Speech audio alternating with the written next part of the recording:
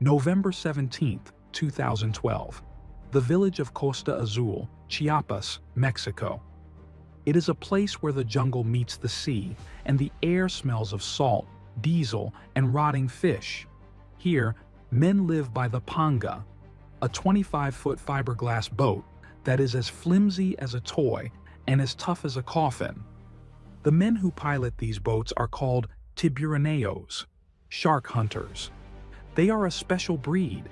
They don't use high-tech sonar or GPS. They use their eyes, their instincts, and a deep ancestral courage. They go out 50, 60, 100 miles into the Pacific to lay their long lines, hoping to pull up hundreds of pounds of shark and tuna. It is a gamble every single day. Among them, one man stands out: Salvador Alvarenga. Salvador is not Mexican. He is from El Salvador, a foreigner who arrived years ago and never left. He is 36 years old, thick-chested, with a wild mane of curly hair and a smile that suggests he knows a secret the rest of the world has forgotten. To the other fishermen, Salvador is La Chancha, the pig. Not because he is dirty, but because he is indestructible. He stays out longer, he goes further, he catches more. He is a man who loves the sea. To him, the horizon isn't a boundary, it's a promise. But on this morning, the promise feels different. Salvador's usual fishing partner is sick. He needs a segunda, a second man to help pull the lines. He finds Ezequiel Córdoba. Ezequiel is 22 years old. He is a landy, a shore boy. He is strong, handsome, and terrified of the deep water. He has only been out a few times. He prefers the safety of the soccer field and the shade of the palm trees. "Come on, Ezequiel," Salvador says, slapping him on the shoulder. 2 days. We'll be back with enough money to buy a round for the whole village." Ezequiel looks at the sky. It's clear. The blue is deep and perfect. "I don't like the look of it," Ezequiel says. "The sea is a mother," Salvador laughs. "She will take care of us." Ezequiel relents. He needs the money. They load the boat. A 25-foot panga with no roof, no cabin. They pack 2 massive ice boxes, coolers, to hold the shark, 15 gallons of water, 70 gallons of gasoline, a handheld radio, battery-operated, a GPS, not waterproof, a cell phone in a plastic bag, and their long lines, thousands of feet of nylon rope and hundreds of hooks. They don't pack food. They are fishermen. They eat what they catch. They don't pack life jackets. In Costa Azul, life jackets are considered bad luck, a sign that you expect to fail. At 10 a.m., the motor roars to life. They push through the surf and head west. For the first 10 hours, the trip is a masterpiece of productivity. They run 80 miles out, far beyond the sight of land. The ocean here is different. It's a deep ink blue. The swells are long and gentle. Salvador is in his element. He reads the water like a book. He sees the pájaros, the birds, diving in the distance. There, he points. They lay the lines, thousands of hooks baited with oily fish. As the sun sets, the water begins to boil. They are in a mancha, a massive school of fish. They pull sharks, tuna, mahi-mahi. The panga begins to sit low in the water. The ice boxes are overflowing. They have caught nearly 1,000 pounds of fish. Ezequiel is sweating, his hands raw from the rope, but he is grinning. "You were right, Salvador. We're going to be rich." They decide to stay one more night, one more haul. It is the classic mistake of the lucky man. One more. At 1 a.m., the temperature drops. The wind, which had been a whisper, becomes a whistle. It's a norte, a powerful wind that blows down from the mountains of Mexico and hits the Pacific like a hammer. Salvador wakes up. The boat is dancing. Not a gentle dance, but a violent, jerking motion. The sky has changed. The stars are gone. "Ezequiel, wake up. Help me pull. They try to retrieve the lines, but the wind is too strong. The lines are snagged on something deep below. Cut them, Salvador screams. But the gear, cut them now. Salvador takes a machete and hacks at the nylon. Thousands of dollars of equipment vanishes into the dark. He turns the engine toward the east, toward home. The 75 horsepower Yamaha motor screams. But the boat isn't moving forward. The wind is 50 miles per hour. The waves are 10 feet high, then 15. The panga, heavy with 1,000 pounds of fish, is a target. Every wave that hits the side sends gallons of water into the boat. Bail, Salvador yells. They use buckets. They use their hats. For 6 hours, they fight for every inch of progress. They are 80 miles from shore. At full throttle, they should be back in 4 hours, but the storm is pushing them west. The land is receding even as they run toward it. Dawn breaks, but there is no sun, just a gray, churning chaos. The engine is overheating. It's been running at redline for 7 hours. Suddenly, a sound. Clunk, sputter, silence. The engine has died. A pin in the drive shaft has sheared off.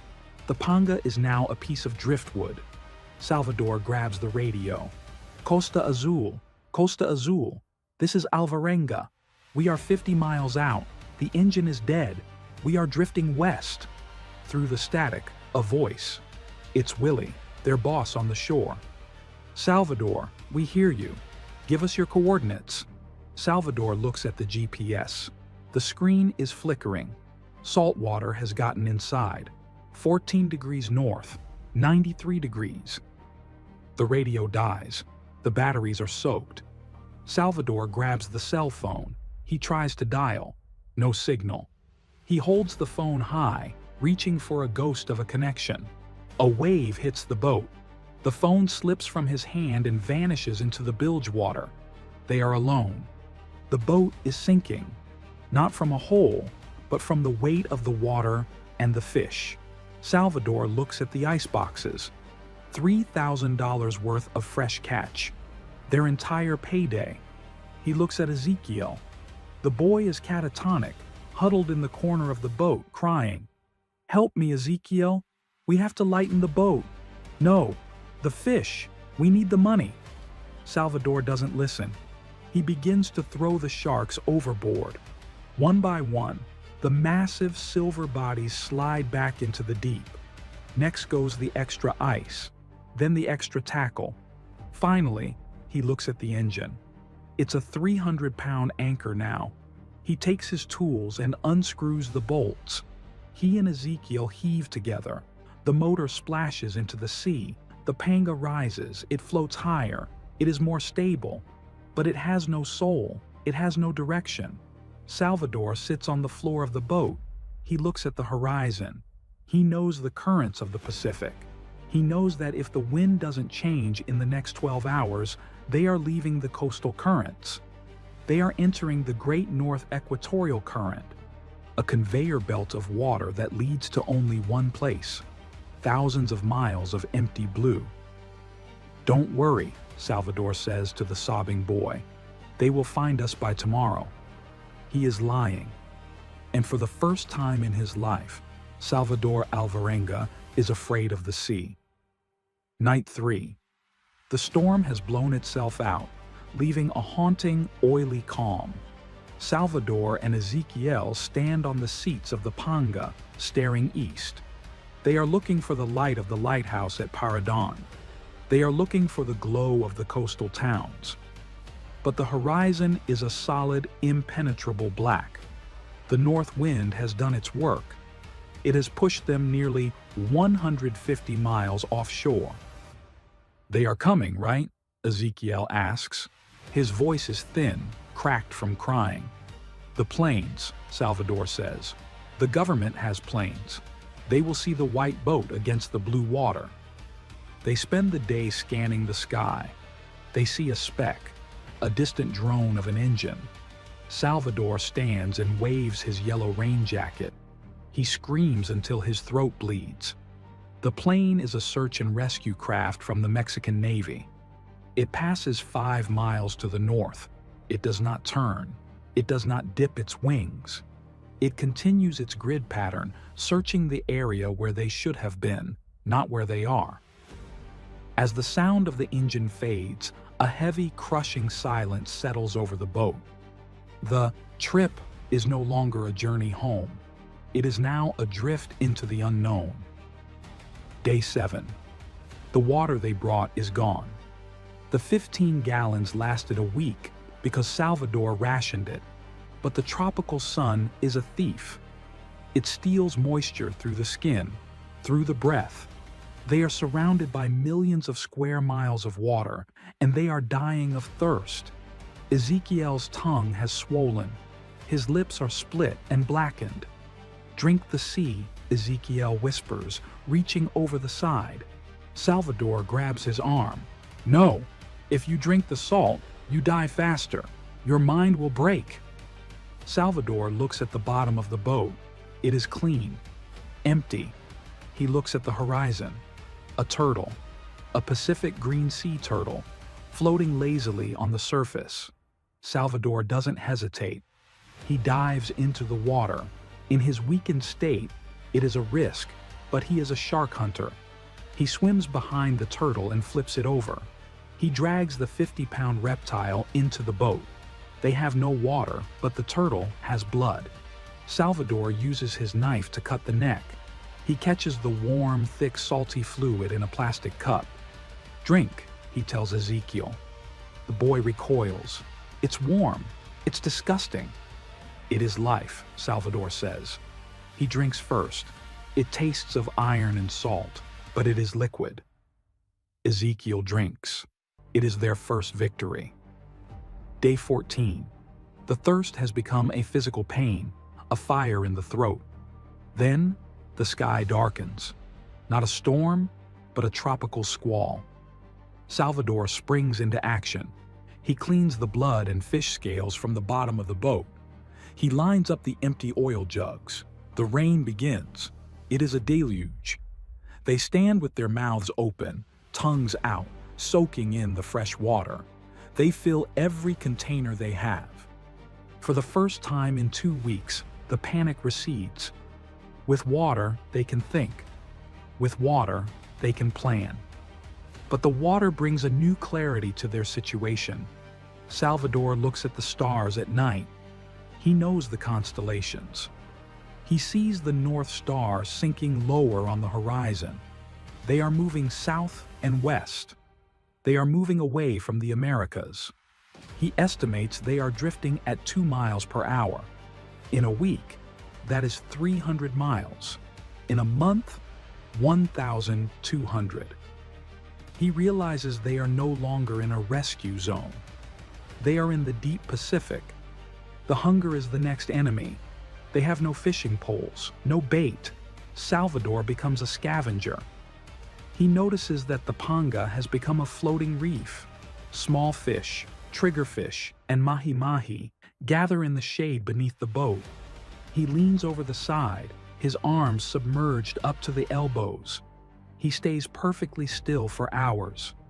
When a fish swims near, he plunges his hands into the water. He misses 99 times. But the 100th time, he catches a triggerfish. They have no fire. They have no stove. They eat the fish raw. Salvador slices the meat into thin strips and lets them dry in the sun to create a primitive jerky.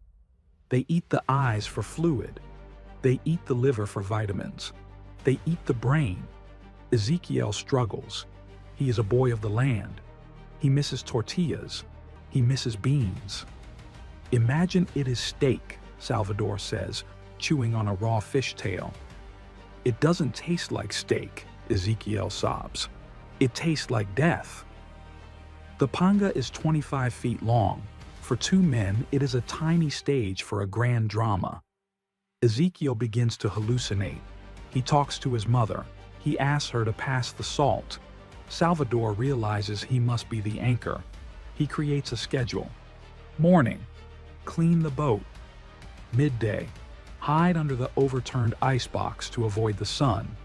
Evening, hunt for turtles and birds. Night, tell stories. Salvador tells Ezequiel about his childhood in El Salvador. He tells him about the girls he loved. He tells him about the best meals he ever ate. He is building a world out of words to replace the empty blue world around them. But Ezekiel is fading. He is losing weight. His spirit is leaking out of him. "Look," Salvador says, pointing at a bird circling above. "That is a booby. It lives on the water. It means we are not alone." But the bird is not a sign of land. It is a predator, just like them. December 17th, 2012. They have been at sea for 30 days. In Costa Azul, the search has been officially called off. A memorial service has been held. Their families have begun the long process of mourning. On the boat, the hair on Salvador's head has grown into a wild, salty mane. His skin is the color of mahogany. He sits at the bow, looking west. He sees nothing but the curve of the earth. He calculates they have traveled over 1,000 miles. "We are in the middle of the ocean, aren't we?" Ezekiel asks. Salvador looks at the boy. He sees the bones of his face pushing through the skin. "We are in the heart of the world," Salvador says. "And the heart is a big place. We just have to keep beating." He grabs a wandering turtle by the flipper and pulls it aboard. The trip has ended. The disaster is now a way of life. January 2013, day 50. The physical toll is immense, but the psychological toll is beginning to claim Ezekiel. The diet of the sea, raw bird flesh, turtle blood, and slimy triggerfish, has become poison to his mind. He develops a profound food phobia. Every time Salvador offers him a piece of raw meat, Ezekiel's throat constricts. He vomits the very nutrition he needs to survive. "Eat the bird, Ezekiel," Salvador pleads. "It's soft. It's like chicken." "It's raw, Salvador. It's cold. I can't do it anymore." Ezekiel begins to shrink. He is no longer a man. He is a collection of angles and shadows. He spends the days curled in the fetal position under the shade of the fiberglass seat. He stops dreaming of rescue. He begins to dream of the afterlife. "Do you think God is out here, Salvador?" "God is the one who sends the turtles," Salvador says, but Ezekiel shakes his head. "God is the one waiting for me to close my eyes." Day 60. Ezekiel's body is shutting down. His organs are failing. He can no longer sit up to drink the rainwater they have collected. He grabs Salvador's hand. His grip is weak, like a child's. "Promise me," Ezekiel whispers. "Anything," Salvador says. "If you make it, go to my mother. Tell her I'm sorry I didn't come home. Tell her I wasn't afraid." Salvador feels a lump in his throat that no amount of water can wash away. He realizes he is watching his only companion depart for a horizon he cannot follow. "You'll tell her yourself," Salvador says. Ezekiel smiles a small, tired smile. "No, I'm going to a place where there is no salt, no sun, just green grass." That night, the wind is a low moan. Salvador holds Ezekiel's head in his lap. At 2 a.m., the shallow, rattling breath stops. The silence that follows is the loudest thing Salvador has ever heard. What happens next is the most controversial and harrowing part of the story. Salvador cannot accept the silence. He leaves Ezekiel's body at the bow of the boat. For 6 days, he refuses to believe the boy is gone. He talks to the corpse. "How was your sleep, Ezekiel? Are you hungry?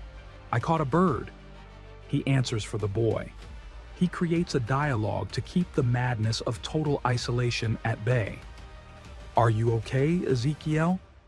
"Yes, I'm fine, just resting."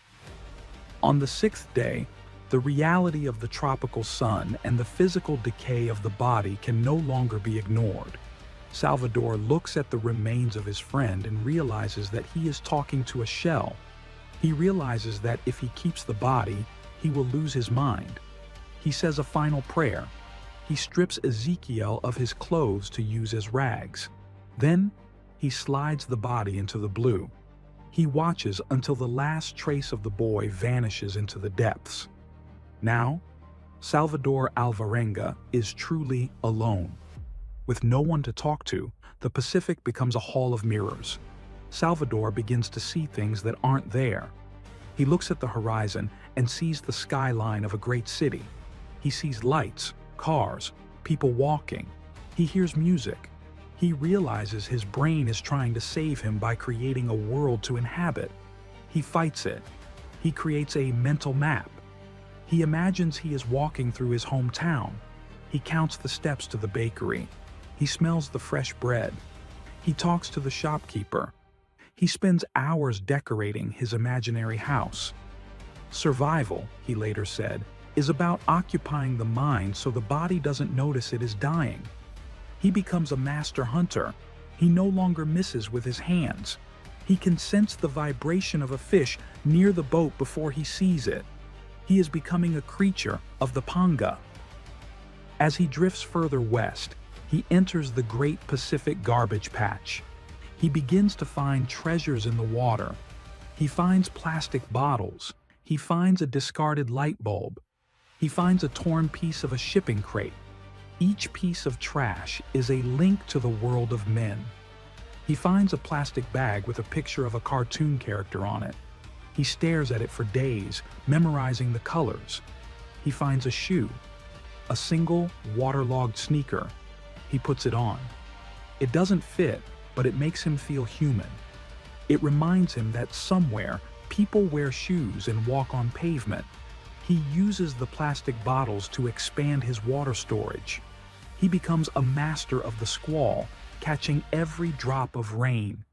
He is no longer a victim of the drift. He is the captain of a 25-foot kingdom of plastic and fiberglass. March 2013, day 120. The seasons have shifted. The sun is higher, more brutal.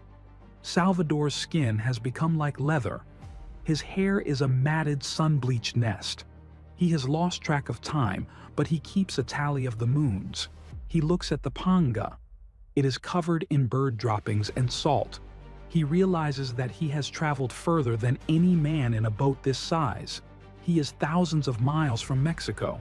He watches the sharks that circle the boat. They are constant companions now. He is no longer afraid of them. They are just part of the scenery. He realizes that he has forgotten the sound of his own voice. He stands up in the center of the boat and screams into the wind. "I am Salvador Alvarenga. I am alive." The ocean swallows the sound. He sits back down and waits for the next turtle. The disaster has become his reality. There is no before, and there is no after. There is only the now. June 2013, day 200. Time has lost its meaning as a linear concept. There are no Tuesdays, no weekends, no holidays. There is only the cycle of the moon. Salvador marks the passing of months by the shape of the moon. He has become an expert astronomer. He knows when the tides will be higher, when the fish will be more active based on the lunar pull. He has entered a state of high alert hibernation. His heart rate has slowed. His body has become hyper-efficient at processing the raw proteins of the birds and fish. He can survive on remarkably little, but his skin is failing. The constant exposure to salt spray and the tropical sun has created salt sores, deep, painful ulcers that won't heal. Every movement is a labor of pain. He spends hours in the cooler, the large insulated fish box, crawling inside and closing the lid to escape the sun. In the darkness of the box, he listens to the ocean through the fiberglass hull. It sounds like a drum. One afternoon, the boat stops moving, not because the wind died, but because something has surfaced beneath it. The panga is lifted 6 inches out of the water. Salvador looks over the side. He expects a reef, but there is no land for 2,000 miles. He sees a vast gray-blue expanse. An eye, the size of a dinner plate, rotates to look up at him. A blue whale. Image comparing a 25-foot panga to a 90-foot blue whale. The whale is curious. It swims alongside the boat for 3 days. It breathes with a sound like a steam engine, spraying a mist of seawater and oil into the air. Salvador reaches out. He touches the skin of the whale. It feels like wet velvet, cold and ancient. For a moment, he is not a shipwrecked man. He is a passenger on a god. The whale provides a strange comfort. It is a living thing. It is company. When the whale finally dives, disappearing into the black depths, Salvador feels a grief more profound than any he has felt since Ezekiel died. The loneliness returns, sharper and heavier than before.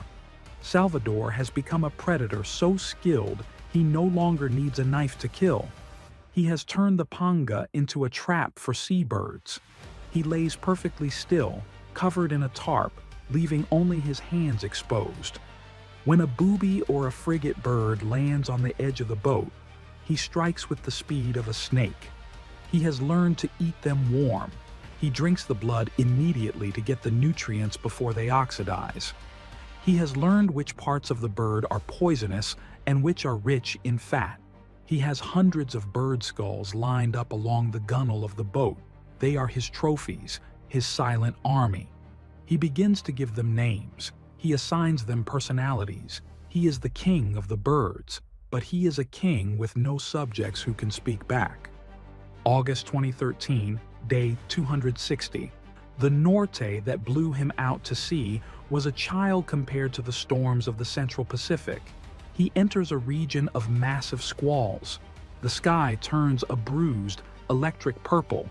The waves are 30 feet high, mountains of water that threaten to pitch the panga end over end. Salvador ties himself to the center bench with a piece of nylon rope. He does not pray for life anymore. He prays for the end to be quick. "If you want me," he screams at the sky, "take me now. Stop playing with me." The boat is swamped.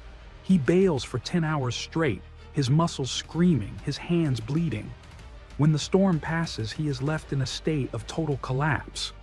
He lies in the bottom of the boat, half submerged in water, and wonders if he is already dead. He realizes that his mind is starting to slip. He can no longer remember the faces of his family. They are blurring, turning into the faces of the birds. September 2013, day 300. He is in the shipping lanes. Over the course of a month, he sees 4 massive container ships on the horizon. He burns his clothes to make smoke. He waves his yellow jacket. He screams.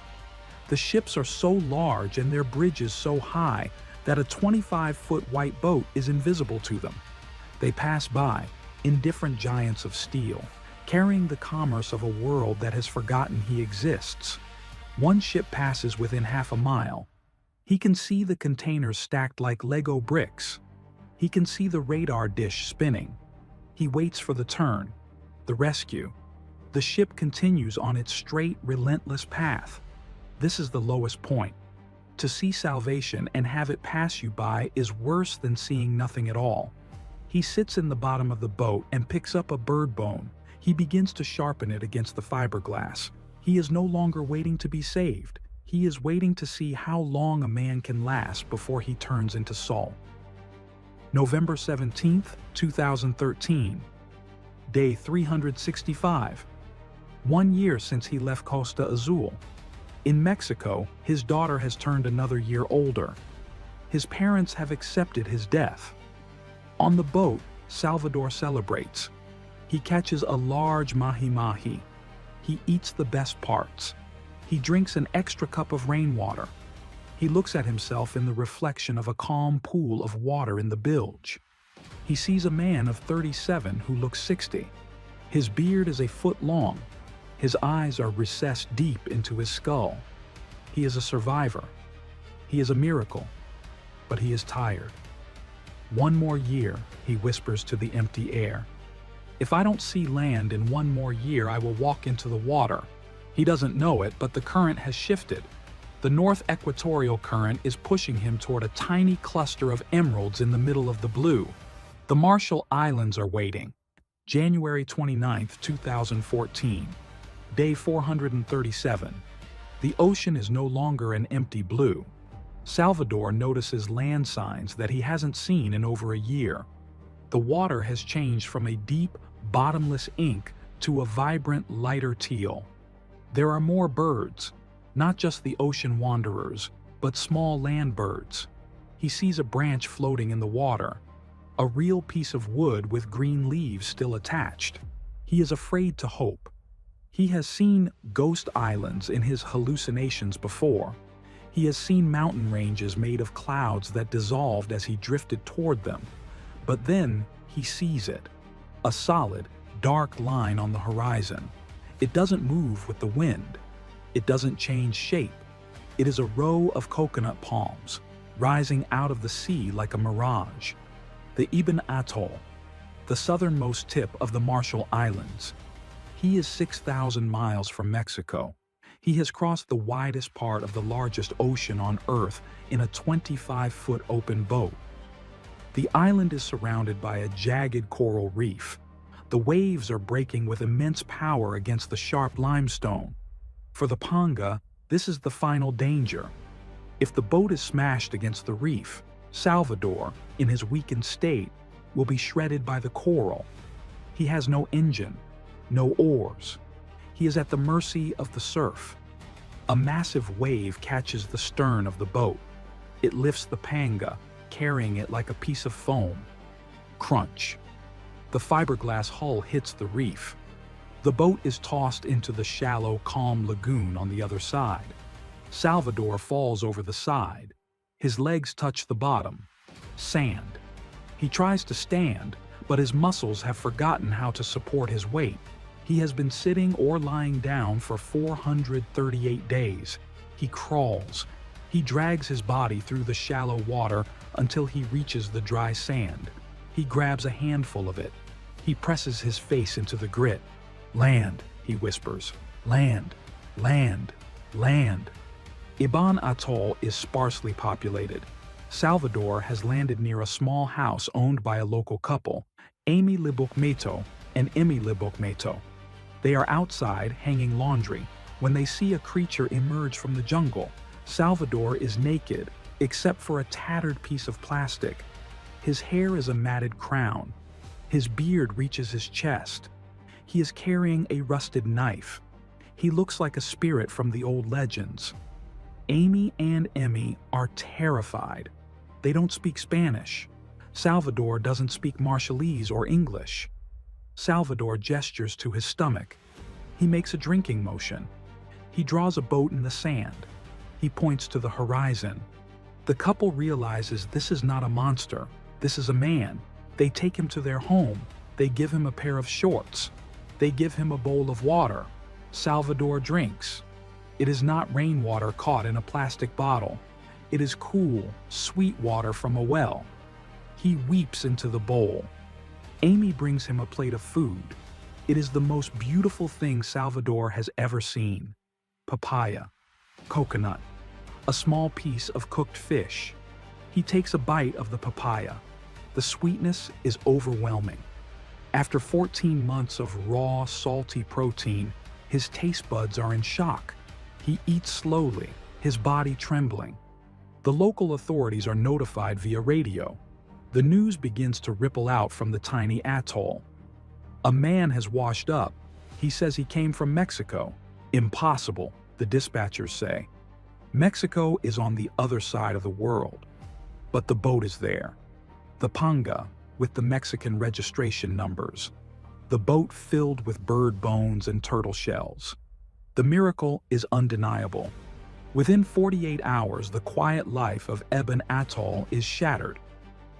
A boat arrives to take Salvador to Majuro, the capital of the Marshall Islands. As he walks down the gangplank, he is met by hundreds of people, cameras, reporters from CNN, the BBC, the Associated Press. He looks bewildered. He is squinting against the light. He is holding a bottle of juice like it's a holy relic. The world wants to know, how? I didn't die because I wanted to live, he tells the translators. I talked to God. I talked to the birds. I told myself that my daughter was waiting. But beneath the celebrity, Salvador is a medical mystery. Doctors examine him. He is suffering from severe anemia. His joints are swollen. He has a phobia of the ocean. He cannot look at the water without shaking. And he has a secret that he is not yet ready to share with the world. The story of Ezequiel. In the hospital in Majuro, they hand him a phone. He dials a number he has repeated in his head 10,000 times. Costa Azul, Chiapas. His boss, Willie, answers. Hello? Willie, Salvador says. His voice is thick. It's La Chancha. There is a long silence on the other end of the line. Willie begins to scream. He calls out to the other fishermen. He's alive! The pig is alive! Salvador hears the cheers through the tiny speaker. He hears the sounds of the village, the diesel engines, the surf, the music. He is no longer a ghost.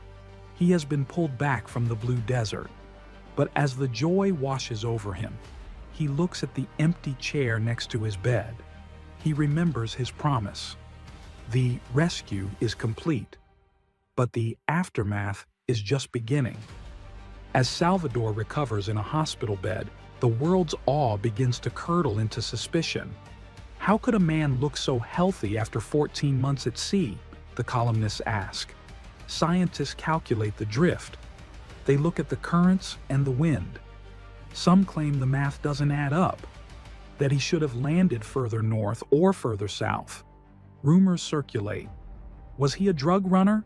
Did he hide on a larger ship? Did he kill Ezequiel to survive?